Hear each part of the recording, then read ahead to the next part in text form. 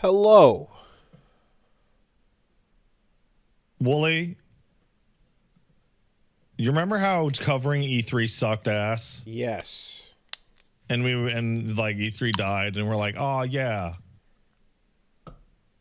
I remember that. There were Would there were 16 showcases between last podcast and today that uh occurred this week.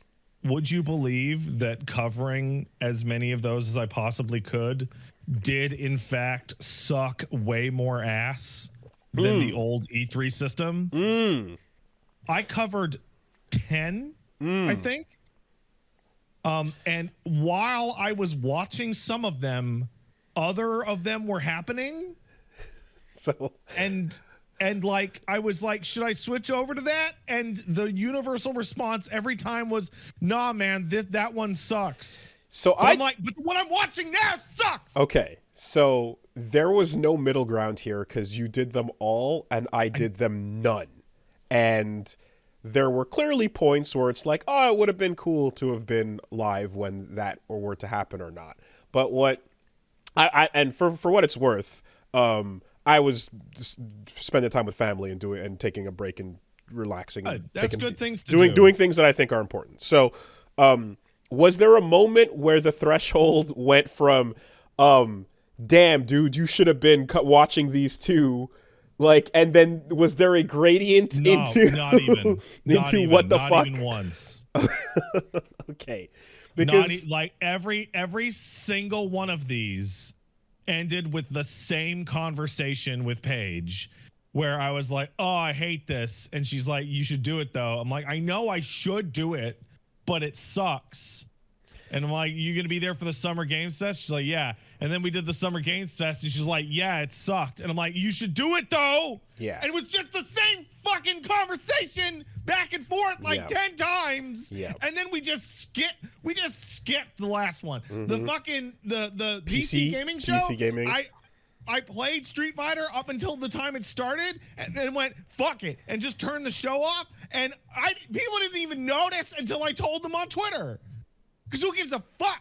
Yeah. Terrible. Yeah. Awful. No. That's an easy just look into my heart and see what's there, and it is not this. I mean, hey, so obviously when Street Fighter announces a crazy fucking megaton for that That one was franchise, good. that's a That big thing part- you want to be around That for. part was fun. But yeah, beyond that, I just am like, wow. Now the funny like, part hey. is on the back end. I usually go, well, hey, let me just catch everything after the fact. No, you can't. But there's so much. It's So hey, yeah. Uh-huh. so there's a lot of parts that were bad. Let's go there.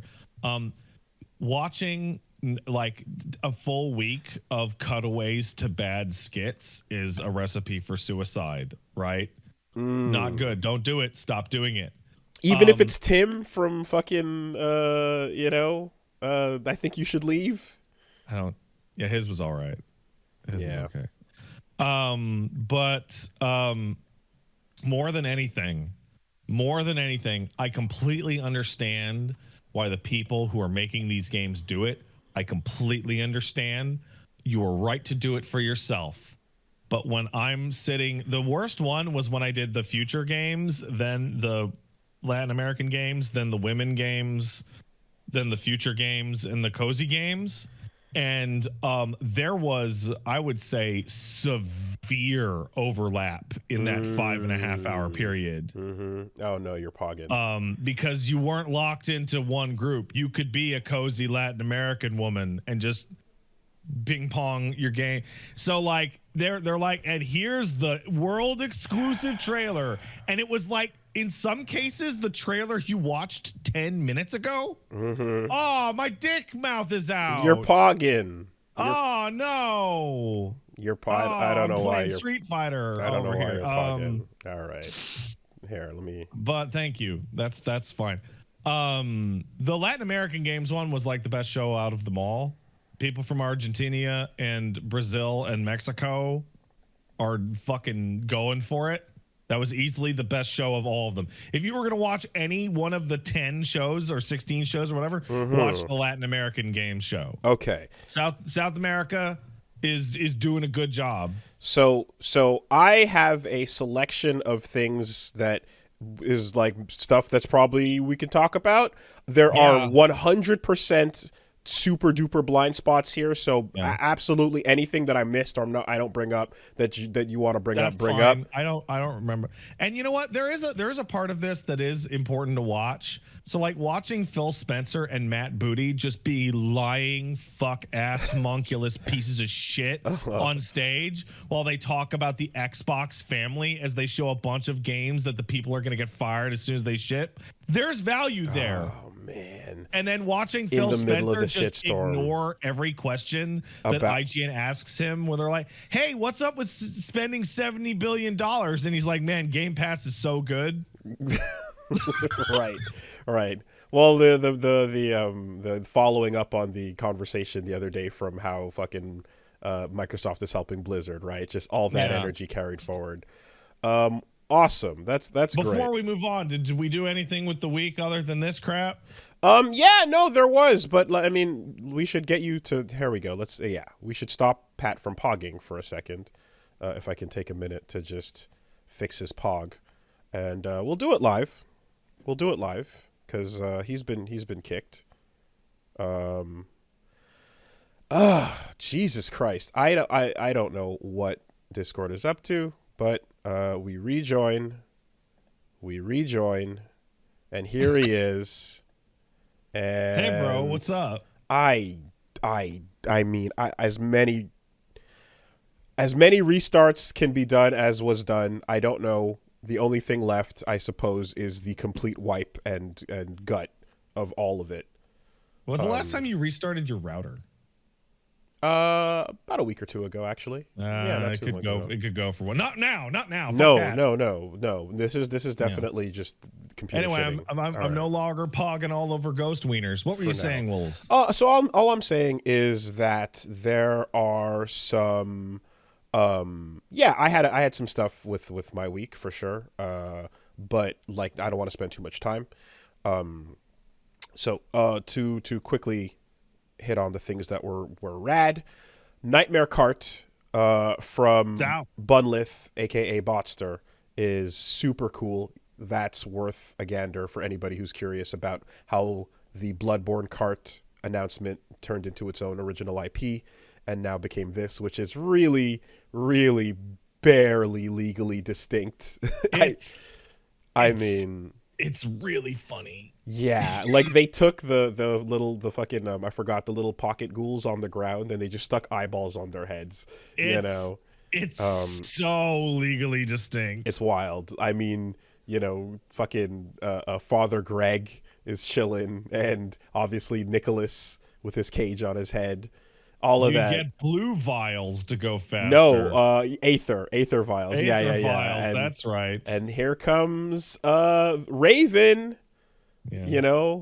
Lylene, perhaps even. I don't know. But anyway, that aside, it's a really fun cart game, man. By the way, for anybody who is interested in Bloodborne Cart and looked at the Steam page for it, which is up now, I was like, darn, I'm going to have to Joy 2 key or something or whatever. Because it doesn't have listed controller support on the Steam page. It has full controller support. Oh, yeah. So if you played Bloodborne PSX, you'll know that Bunlith takes exhaustively incredible excruciating detail to make sure you have good controller support and more filters than you want to emulate not only the PlayStation era vibe, but how much of your old TV do you want this to look like? How much crunch do you want it? You can put scan lines on, sure, but you can specify the type of scan line, the type of VHS tracking effect, the type of dithering, the type of blur, exactly how it handles like full screen. Like there's so much insane granularity to the visual effects on how you make this look like a retro game. So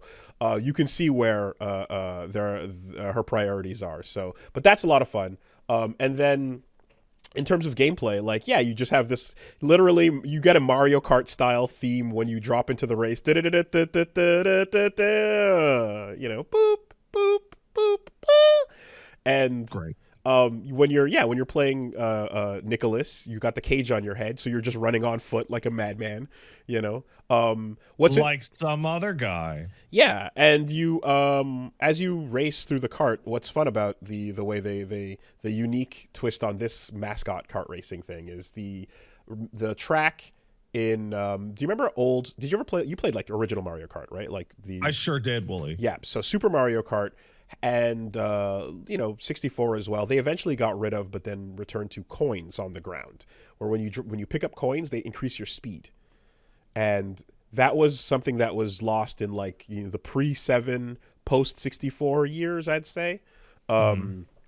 And you just picked up items and drifted and snaked if you were a fucker. It's funny because like the Chocobo Racing in FF7 Rebirth uses the old Mario Kart system, where you're Okay. picking up balloons to go faster. Okay. So what they did here is everyone has like you have aether vials that are natural mushrooms. Those are boosts you get, and you can replenish them by drifting around corners or doing stunts, doing wacky tricks. Great. Your general weight and handling distribution for some carts it's real heavy. You can be a Bowser style, knock everybody, or you can be a really light fast like Eileen the Crow. But the what determines your top speed is kills.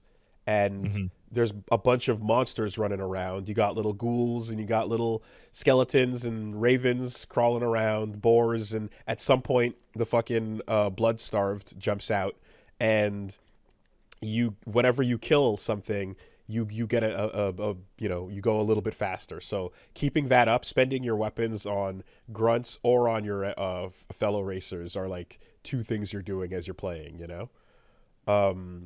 and yeah, like you have a very basic starting roster. You put some codes in, and then you can use everybody and everything.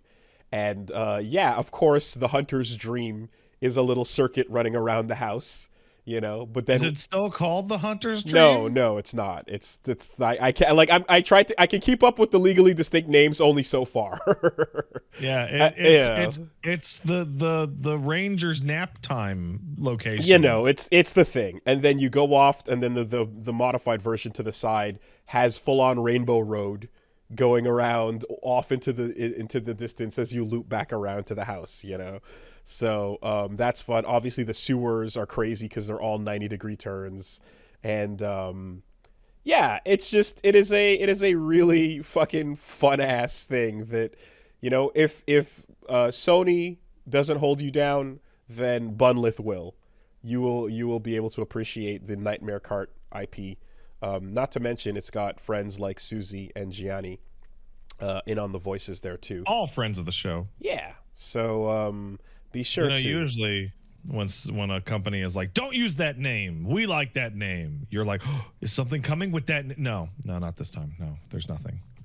Stop getting excited for Bloodborne. There's a lot of codes that you can use to unlock stuff, and there's one code that people found that it seems to do something, but it doesn't. And the code is just typing in, "I changed my mind," and the thought is like, was this her way of putting in a cheat that let all the Bloodborne shit come back in the game? Like, Yeah, but I maybe. think like instead of tempting fate, it just does nothing. I was just like, no. Yeah, yeah. But anyway, that's out there, and it's free. You can go get it on Steam now. You can also get it on botster.itch.io, and as a free ass game, you can donate whatever you want. And the game, as like Bloodborne PSX, is absolutely worth supporting Bunlith for that. So go take a look, have some fun. Good, you should look at it. And yeah, there's some bugs. It's it's single developer made, but I mean the shit lets you do your big 4-player race. You get a bunch of CPUs involved. There's battle mode. There's the circuit mode with story and unlocking progress, and there's like it's a game. It's not just a quick little, it's actually a full thing, especially compared to the Bloodborne PSX efforts from before, where you're like, oh, this didn't need to go as hard as it did. It just needed to be a little bit reminiscent of Yeah, but Bloodborne. no, it's a whole thing. And there's original bosses and rooms and arenas and shit. So same kind of thing going here. We're just like way understanding the assignment and over achieving on it. Great game. The other thing I did was so I'm about, I think, like an hour and a half from finishing Crow Country. I didn't beat it yet. So this is an awkward place to Oh, be your at. controller die, and I was like, oh, that's Yeah, like yeah. the most nerve-wracking Yeah, shit. yeah. This is a really awkward place because I can't talk about much because I'm right in the middle of the denouement of that game. Once you get into the basement with the elevators, Yeah, that's you are about an hour and a half away. that's where I am. I'm currently solving the basement. Yeah. So we will talk more about that like when we wrap it up. I wanted to do it in two, and we could have, but because I cut in some because I cut in Bloodborne Cart, that took some time away as well. So and a very valid factor that Reggie did point out to me that is something I definitely don't usually account for, and I think I've forgotten as well, is like whatever the estimated time is on something for sure. I mean, of course, yes, Woolie time and so on, but stream time is also much longer. there's another factor too. Reggie and I stop and voice every line in the games we play. Oh yeah, you're not using your read brain. It's You're not using read mouth brain. It's not summarize A the way you would if you're like we stop and voice all dialogue in the games. So I'm like, oh yeah, throw an extra half hour on there. That adds a good amount. So anyways, all that to say, we should be done with that real quick. So how do you like Crow Country? So far it's real good. That's a fun little survival horror thing. I had a whole lot of guesses about what's going on, and we'll see how accurate those are. No responses. Also had a bunch of guesses. Mm-hmm. I was way off. Okay. We'll see where they land. I will say that as there's definitely a part here where I'm like, I know that I'm missing the nostalgia hooks on some of the the way things are playing. It's like almost like saccharin in its nostalgia juice. But it's very clear every time the world updates because you've gotten the next major important thing. That like, yeah, there's a fuck you hallway that you can never really trust. There's some enemies that you're like, I'm not going to waste my ammo on you. And then they throw in some big fucks and you're like, okay, now you have to waste some ammo one way or the other. And then all the things too where I'm like, hey, I made it how far into the game without finding a second gun? God damn it. I think one of the game's like real genius parts is that so what you'll clear out as you clear out connecting hallways is almost always the one. Like whatever main thoroughfare you're going to use to get to other places, clear that out. Oh no, it got repopulated with monsters when I updated like a world state or a quest or something, right? Mm-hmm. And there's the point where I think you're at it now where spike strips start to get thrown down on the fucking floor. And you're like, hey, guess what? You literally cannot run around the enemies we have placed in your path. You will take fucking damage going through this room unless you scorch it to death, unless it's dead. The fucking hedge maze was the one where you're like, you're just not getting out of here like that. Oh, a grenade is not going to work because it's a hedge maze. So you're throwing it too far from where you're supposed to be. And using things like shooting a chandelier to land on something, like, good luck setting that up, because it takes so long to aim at the chandelier to time it. So I put the plan into effect and failed at least 2 or 3 times. But the other things that are interesting are like, hey, you need ammo, you can run back to your car, but you got to run back to your car. Yeah. On hard, so I'm finding out now that the spike strips are hard mode only. Oh, you mean literal spike strips? I thought you were meaning like metaphorical car. Like from the wall to 80% across the room, and then a couple feet forward, it's from the other wall to 80% across the room. Gotcha. So monsters can cross them no problem, but you have to go fucking. I thought you were using a car metaphor to say like spike strips. No, literal. So literal. what we are getting is the little gooper blobs, and then we're getting the gas mines on the ground and fake items on the ground. Fake items on the ground is so dirty. It It's got disgusting. me like 5 times. Fake items is disgusting. The bear traps are always there, as well as now the crows, burping gas at you. So, there's a couple of those things, but yeah, I haven't seen the full-on car. The crow burping gas at me and poisoning me was like the loudest I feel like I've sweared in my heart in a while. Just like, oh, this is bullshit. And I was like, I'm poisoned, but where is my life at?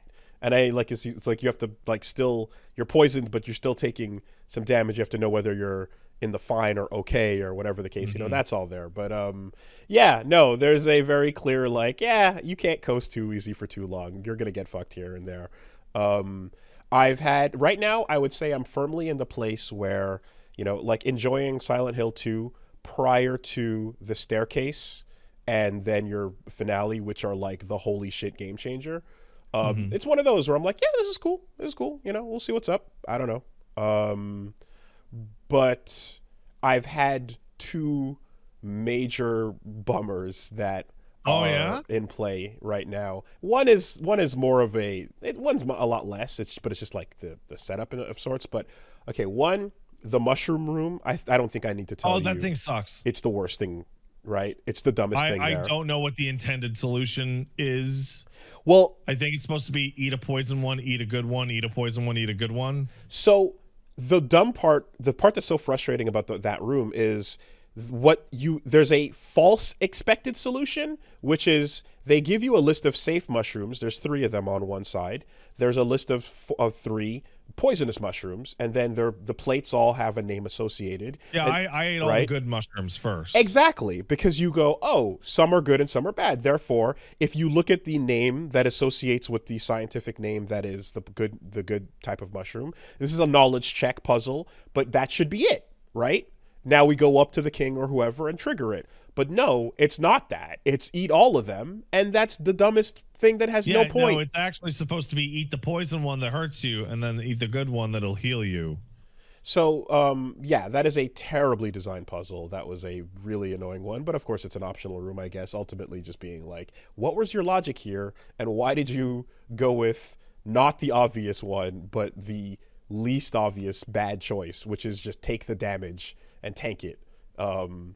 Then I there, don't know. then there was a hilarious. I don't even know what the solution was, but brute force it by ringing that bell, like just ringing the bell a bunch of times, and then like, oh look, a secret popped out. So there's two solutions to that bell. The main one that the hoots you have to follow Yeah.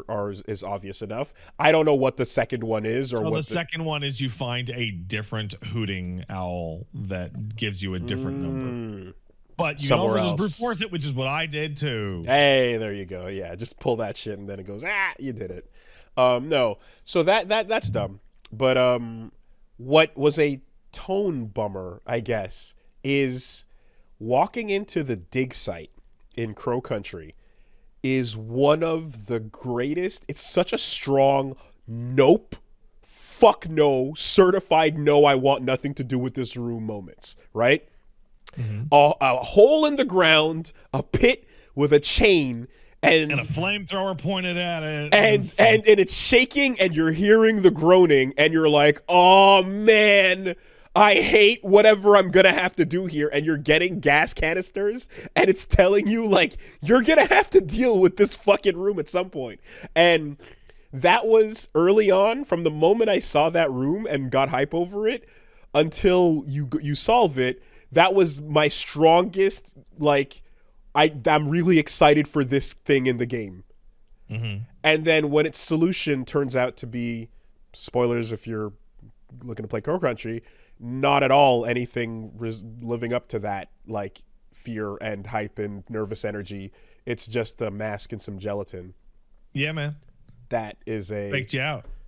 It's a fake out, but it's a fake out that kind of went, oh, that's a flaccid, damn. I was hoping for something, anything, literally anything but that, So it was a really nice build-up of a really like, oh, fuck. And I know you do that yourself, but it really did a good job with like making an intimidating room. And then the end of that room is like just nothing. And yeah, I work myself up with the setup of what they lay out, but I wish they delivered on that, because just getting an item for a wall mask is not hype by comparison, Mm-hmm. So that's it, I guess. Everything else is, it's doing its thing. And I appreciate that the locked camera angle makes it so that like enemies that are bigger than the screen are just like permanently outside of They're your. so fucking You big. That can't. skeleton Yeah. is so big. There are enemies that are permanently outside of your full comprehension because they crop outside of your camera rotation. That's great. Um, and I don't know. Have you? Does that ring a bell at all? Is that ever a moment that you've had in any survival horror games where like something seems like a really scary, cool, interesting setup, and then it doesn't like hit? It's fairly rare. Okay. Because Um, I don't think I've had that experience. I can't think of with the ones I've gone through so far. But yeah, in any case, so we'll see what comes of It's usually the opposite. Usually something over delivers on something and it feels kind of like, oh, in like a bad way. right. Okay. Like not every locker needs to have a monster jump out at you. Yeah, that's true. I will say too as well. You see the photo with the decapitated head, right? In that same room as well, and I saw that before returning to it. So there's an extra layer of, oh fuck, this is a bad room. And it's like, no, it's actually just, it's another nothing. It's fine. Yeah. Anyway, all right. I'm not going to harp on that too much. We'll see where that goes. The other thing is, Slayer, Guilty Gear Strive. Slayer's out. Such a fun character. Just a dandy boxer. He's so much fun to use in such a basic way. And yeah, his damage is nuts. He fakes you by dandy stepping in and out. It's cool to see him and Zato and Nagoriyuki all quoting their dandyism quotes and snapping their fingers and chuffing it up. And he loves his wife. And every time he wins, a randomized haiku will be recited by him. Oh, that's cute. And Sharon. And it'll be 575, and then the person who lost will go dandy. So that's just silly as fuck. It's a perfect little silly thing because yeah, he used to have his instant kill was he'd like punch you into space and then say like one of many randomized haikus, and now it's just in the win pose and the lines sometimes line up, sometimes they don't, but either way, she's a big part of his intros and outros, and he's just a lot of fun. Getting the bite on somebody is like this great feeling of like, oh fuck, the panic is in for a couple seconds, and like I said, you can then just teleport back left and right, mix them up, and it's interesting because he's such a strong character on the ground, but he's very weak in the air, so he's a lot like Little Mac in Smash, where if you're toe to toe with him, good fucking luck. But the moment anything forces him to be up in the air, like Axel on the ground or a lot of armored shit, anyone who's really good at just controlling the floor is gonna give him a hard time. Which that's an archetype of fighting game character you don't see often, but he's one of the few. Again, Little Mac is like the strongest other example I can think of where it's just like, oh god, you're jumping. Good luck, bro. So yeah, Slayer is great. Strive. I'm glad. Strive good. Could you imagine if Slayer came out and he was like, people didn't like him? Like it's just like if Akuma came out and he wasn't what everyone wanted him to be. Man. Akuma versus Marissa has some particularly stupid moments where he can make her switch sides on Wake Up in multiple situations. So I've had it on stream, and then there's a Hotashi clip, same thing. He does an air fireball over her head, and it is like a full body length and a little bit away from her, but she gets hit by it. Because of her big ass hitbox. So she's, I don't know, some stupid shit is going on with him in particular, and the interactions they have where she just gets forced to face the other way, and it looks dumb. And to that end, I guess the whole debate about new characters at the tournament, upcoming CEO is that debate just got super awesome, by the way. Because what it means is that combo breaker fucking rules and CEO is for dorks. That's what that fucking means. Sure. as long like you're like whoever's not there from a distance can say whatever, but I can. It's easy. I just said it. I just had to open up my mouth and words came out. There you go. But Combo Breaker says, you know what, nephew? Yeah, you can have a beer. I'm cool. And CEO is like, how old are you? Take a sip. Bedtime. I told your parents you had to go to sleep at a normal hour. Yeah, I do not blame Jabali for the idea of all the console updates that have to go through the morning of the nightmare that comes along with whatever's happening with that patch. I don't blame him. You're completely right, and that is a ridiculous thing to expect of a tournament organizer, because that is a huge amount of legwork that we have proven that no one could do. That it would be actually impossible for a tournament to do that. Rick is Rick. Not be possible. Regardless, what I would say would be interesting is because neither of them are CPT events, if we could see what Capcom themselves felt about this, and then said like, oh yeah, we will allow or will not allow for CPT purposes, then you could kind of follow suit. But what Capcom says is buy M Bison now. Buy M Bison now, idiots. Shut up. And yeah, the patch regardless goes through even if the character is not in. But yeah, that's way dumber actually. Because if it's about updating the game and like the logistics, that's one thing. But if it's like, yeah, we'll update the patch and do all that work, but if anybody moves over to Bison on the screen, I'm gonna say no, that's not fair. Yeah, yes, whatever. I'm not. The least hype thing for the chaos of the spectacle sometimes makes sense. I don't envy needing to have to deal with that shit from an organizational point, or from a point of like, what should the amount of time be when something is like official for CPT for massive whatever purposes. I don't know, but. All I know is when I give my opinion on things like this, everyone goes, "Shut up! That's boring and stupid." I'm like, "Yeah, okay, all right, whatever."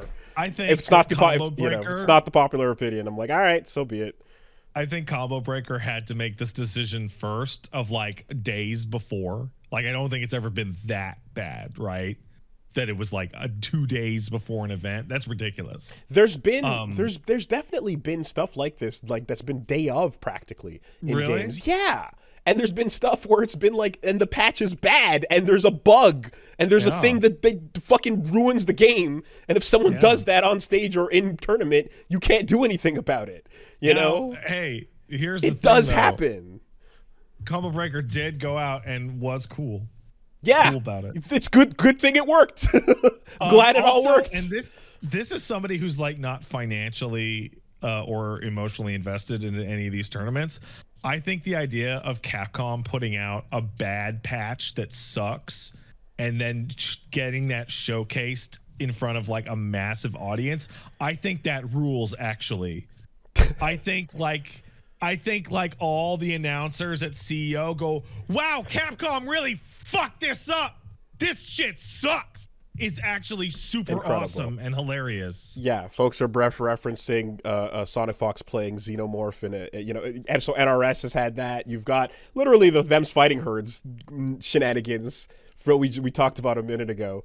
Like it is a mixed bag, and you never know what the fuck you're gonna get. And like the more this is like an official, oh my god, $1 million to the winner moment, and it's just like, roll the dice, go fucking crazy, the more insane that decision becomes.